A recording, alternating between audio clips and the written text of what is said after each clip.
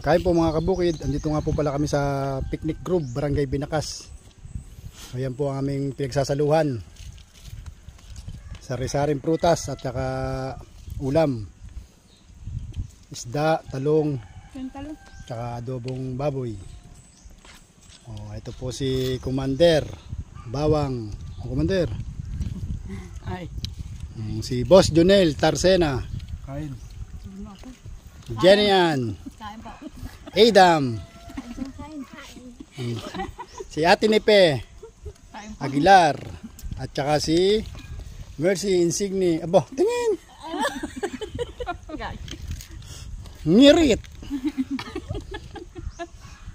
Oh, dito po kami sa tabing dagat.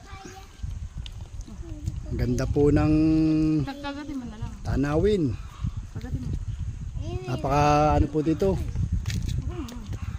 Relaxing.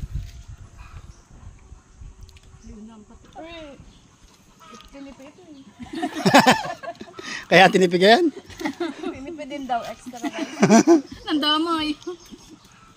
Thank you. Sarap kumain din sa tabing dagat. Hindi only rice yung green. Green ito eh. Green. Sa Adam and the rice. Madami. Ang gusto Adam, puti yung plato mo Adam, di ka only rice. So mag-inasal ano? Only rice pa rin. Walang diet muna. Pagbalik na diet ulit. Hindi na ako kumain kagabi. Kasi ninyo galunggong ng nanay. Ang baka. Uuwi na naman doon sa... Sabi ng akin, naubos-ubos ito.